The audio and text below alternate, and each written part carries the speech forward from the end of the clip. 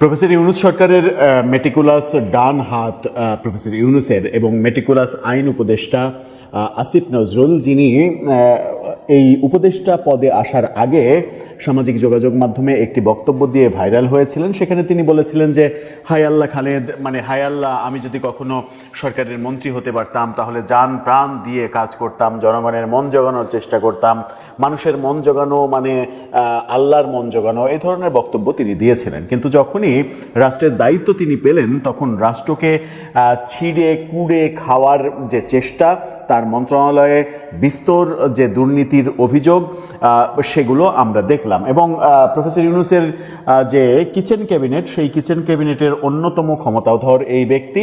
এবং এটাও শোনা যায় যে মার্কিন ডিপ স্টেটের যে আগের সরকার, শেখ হাসিনা সরকার বিষয়ক যে ষড়যন্ত্র, সেই ষড়যন্ত্রে যাদেরকে কাজে লাগানো হয়েছে তার মধ্যে অন্যতম একজন আসিফ নজরুল। সেটা যদিও বিতর্কের ব্যাপার, সেই বিতর্কে যেতে চাই না, কিন্তু সাম্প্রতিক সময়ে আমরা দেখেছি প্রফেসর ইউনূস, আসিফ নজরুল সহ অনেক উপদেষ্টার ধারাবাহিক সব দুর্নীতির খবর প্রকাশিত হচ্ছে কালের কণ্ঠে, বাংলাদেশ প্রতিদিনের মতো পত্রিকাগুলোতে, আরও বেশ কিছু পত্রিকায় প্রকাশিত হচ্ছে। কিন্তু কালের কণ্ঠ যেন প্রফেসর ইউনূস সরকারের দুর্নীতির নানা চিত্র একেবারে ধারাবাহিকভাবে অনুসন্ধান প্রতিবেদন হিসেবে বের করে আনছে।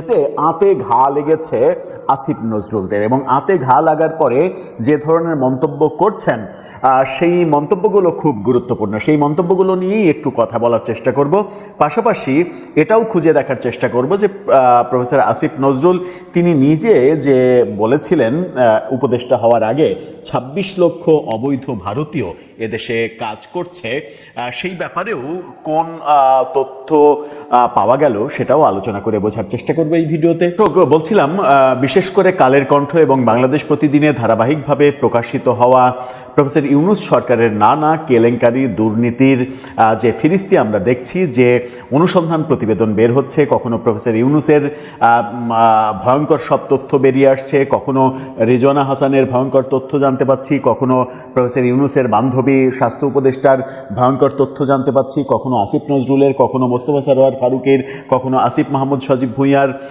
এই খবরগুলো একের পর এক আমাদের সামনে আসছে। এই খবরের মাঝে অন্যতম একটা খবর গণমাধ্যমে তৈরি হয়েছে, যেটা আমরা দেখছি যে আসিফ নজরুলের আইন উপদেষ্টা থাকাকালীন আন্তর্জাতিক অপরাধ ট্রাইব্যুনালে যে বাণিজ্য হয়েছে, যেটার প্রমাণও পাওয়া গেছে যে জামিন দেওয়ার নামে ঘুষ চাওয়া, ১ কোটি টাকা ঘুষ চাওয়া, ওই প্রসিকিউটর একজনের টাকার বস্তা নেয়া একজন এসআইয়ের স্ত্রীর কাছ থেকে, এছাড়া চৌধুরী আবদুল্লাহ আল মামুন সাবেক যে আইজিপি, তাকে রাজসাক্ষী বানানোর জন্য এখানে অন্তত ১,০০০ কোটি টাকা লেনদেন, এই সব কিছুর সঙ্গে আসিফ নজরুলের যোগসাজশ ছিল, এরকম আলোচনা, এরকম কথাবার্তা আমরা দেখছি। সুপ্রিম কোর্টে বিচারক সহ বিভিন্ন বদলি কার্যক্রম, সেখানে একটা বড় বাণিজ্য করা, সাব রেজিস্ট্রি অফিসে একটা বড় বাণিজ্য করা, এই ব্যাপারগুলো তার মন্ত্রণালয় নিয়ে উঠে আসছে। এবং তার মন্ত্রণালয় নিয়ে আরেকটা ভয়ঙ্কর যে ব্যাপার, সেটা হচ্ছে যে মামলা বাণিজ্য, জামিন বাণিজ্য, এই ব্যাপারগুলো আমরা পত্রিকার খবরে দেখছি এবং নানাভাবে আলোচনা হচ্ছে। আসিফ নজরুল এই ব্যাপারটাতে ত্যক্ত বিরক্ত হয়েছেন, এবং মানে কালের কণ্ঠ, বাংলাদেশ প্রতিদিন যখন ধারাবাহিক এসব প্রতিবেদন তৈরি করছে, তখন এই পত্রিকার মালিককে ভূমিদস্যু হিসেবে আখ্যা দিচ্ছেন।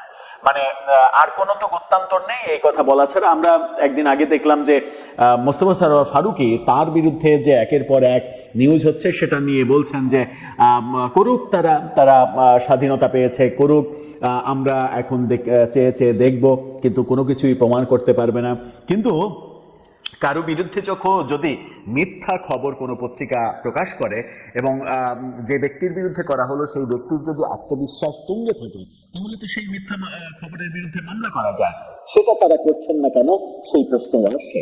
আসিফ নজরুল কি বলছেন সেটা নিয়ে একটা বেশ ইন্টারেস্টিং ফটোকার্ডও তৈরি করেছে গ্লোবাল টেলিভিশন, সেই ফটোকার্ডটা দেখে নিতে পারেন।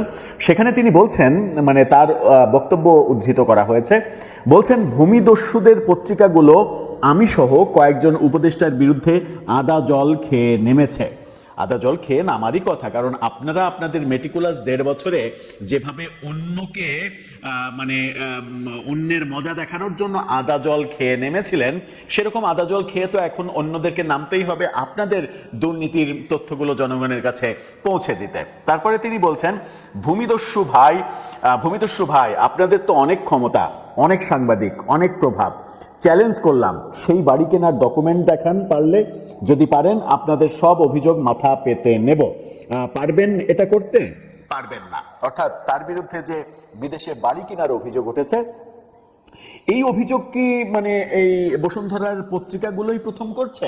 আমার তো মনে হয় যে এই আসিফ নজরুল কিংবা তার গঙেরা যাদেরকে পেলে পুষে বড় করেছেন, বিদেশে সাংবাদিকতার পরিচয় দিয়ে কন্টেন্ট ক্রিয়েট করে এবং উস্কানি দিয়ে লাইভ করে বাংলাদেশে মব পরিচালনা যারা করে, যাদেরকে দিয়ে তিনি এবং তার ওস্তাদ প্রফেসর ইউনুস যে মবগুলো করিয়েছেন, 32 নম্বর ভাঙা সহ বহু মবের নেতৃত্ব যারা দিয়েছেন, তারাই তো আসিফ নজরুলের বিরুদ্ধে হাজার হাজার কোটি টাকার দুর্নীতি, বিদেশে বাড়ি কেনার এই অভিযোগগুলো করে আসছেন। কখনো তো আসিফ নজরুলকে এই ব্যাপারে কোনো পদক্ষেপ নিতে দেখা যায়নি। আবার তারা যখন প্রথম আলো ডেইলি স্টার ভাঙার নেতৃত্ব দিয়েছেন, লাইভে থেকে ইনস্ট্রাকশন দিয়েছেন প্রথম আলো ভাঙা শেষ, ডেইলি স্টারের দিকে যান, আসিফ নজরুল তো সেগুলো ঠেকাতে যাননি। মানে নিজের শাসনামলে যে কাজগুলো করেছেন এবং নিজের লোকগুলোই তার বিরুদ্ধে যে সকল অভিযোগ করেছে, সেই অভিযোগের ব্যাপারে একটি পদক্ষেপও নিতে যেতে আমরা দেখিনি। এখন বসুন্ধরা গ্রুপের পত্রিকাগুলো যখন খবর করছে একের পর এক বিভিন্ন উপদেষ্টাদের থলের বিড়াল যখন কালসাপগুলো যখন বেরিয়ে আসছে, তখন তিনি বলছেন যে ভূমিদস্যু ভাই আপনাদের অনেক ক্ষমতা, পারলে প্রমাণ করেন। এখন মানে এই প্রসঙ্গেই ফেসবুকে যেটা লেখালেখি হচ্ছে সেটা হচ্ছে যে আসিফ নজরুল উপদেষ্টা হওয়ার আগে বলেছিলেন 26 লক্ষ ভারতীয় এদেশে অবৈধভাবে চাকরি করছে, অথচ তার যে 1.5 বছরের শাসনামল, সেই 1.5 বছরের শাসনামলে 26 লাখ তো অনেক দূরের কথা, 2600 ভারতীয় বের করার মতো ক্ষমতা তার এবং তার সরকারের হয়নি। এবং তিনি যে ওই কথাটা মিথ্যা বলেছিলেন সেটা ইনডাইরেক্টলি স্বীকারও করেছেন ঠিকানায় খালিদ মুহিউদ্দিন, এই অনুষ্ঠানে খালিদ মুহিউদ্দিনের সঙ্গে সাক্ষাৎকারে তিনি বলেছেন যে আমরা কথা বলি আবেগের বসে, অনেক কথা বলি, সেই সংখ্যাগুলো ক্যালকুলেশন করে তো আর বলি না, হয়তো সংখ্যাটা সত্য না, কিন্তু একটা বিরাট পরিমাণে ভারতীয়রা তো অবৈধভাবে চাকরি করছে। এই কথা একটা প্রশ্ন যখন করা হয় যে একজন অবৈধভাবে চাকরি করলেও তাকেও তো আপনি খুঁজে বের করতে পারেননি, এবং আপনি আইন মন্ত্রণালয় চালিয়েছেন, আপনি প্রবাসী কল্যাণ মন্ত্রণালয় চালিয়েছেন, আপনার মন্ত্রণালয় দিয়ে যে এটা করা যেত, পররাষ্ট্র মন্ত্রণালয়ের সহযোগিতা নেওয়ার তো কোনো প্রশ্ন আছে না। কারণ হচ্ছে যে আপনি এই দেশের আইনমন্ত্রী, এই দেশের প্রবাসী কল্যাণ মন্ত্রী, আপনার আন্ডারে অনেক কিছু হওয়ার কথা এবং অনেক কিছু আপনি করেছেন। আপনি ক্রীড়া উপদেষ্টা হয়ে বাংলাদেশের ক্রিকেটকে ধ্বংস করেছেন, আপনি গড়ার কাজ করেননি, ধ্বংসের কাজ করেছেন। আবার 26 লক্ষ ভারতীয় কিংবা শেখ হাসিনার বাংলাদেশ বিরোধী ভারতের সঙ্গে গোপন চুক্তি, এই ডায়লগগুলো দেওয়ার পরে 1.5 বছর সময় পেয়েও আপনারা কোনো কিছুই বের করেননি। সেই কারণে ফেসবুকে ইদানিং দেখছি আসিফ নজরুলকে নিয়ে লেখালেখি হচ্ছে যে 26 লাখ ভারতীয় লুকানো সম্ভব যেই দেশে, মানে যে দেশে 26 লাখ ভারতীয় লুকিয়ে রাখা সম্ভব, মানে বাড়ি লুঙ্গির তলে লুকানো তো চুটকির ব্যাপার। মানে যে দেশে 26 লক্ষ ভারতীয়কে লুঙ্গির তলে লুকিয়ে রাখা যায়, সেই দেশে আসিফ নজরুলের এরকম মানে কয়েক হাজার কোটি টাকার বাড়ি, এগুলো লুঙ্গির নিচে লুকিয়ে রাখা, এগুলো তো চুটকির ব্যাপার। এবং আসিফ নজরুলের প্রিয় ভজন বিভিন্ন রাজনৈতিক, বিভিন্ন না মানে এক বা একাধিক রাজনৈতিক দলের বিভিন্ন নেতারা, তরুণ বৃদ্ধ নেতারা আওয়ামী লীগের আমলে যে লুঙ্গির তলে পালিয়েছিলেন, সেই উদাহরণটা এখানে দেয়া হচ্ছে যে লুঙ্গির তলে পালিয়ে থাকার যে দৃশ্য প্রমাণিত হয়েছে এই দেশে, সেই দেশে আসিফ নজরুল যেভাবে ভারতীয়দের লুঙ্গির তলে, 26 লাখ ভারতীয়দের লুঙ্গির তলে লুকিয়ে রেখেছিলেন, সেই তথ্য তিনি জনসম্মুখে প্রকাশ করেননি, আমরা সেই তথ্য জানতে পারিনি, এমনভাবে গোপনে লুকিয়ে রেখেছিলেন। সেখানে তার এই দুর্নীতি করা বাড়ি লুঙ্গির নিচে লুকিয়ে রাখতে তার তো খুব বেশি অসুবিধা হওয়ার কথা নয়। সেরকম লেখালেখি, সেরকম আলোচনা আমরা ফেসবুকে দেখছি।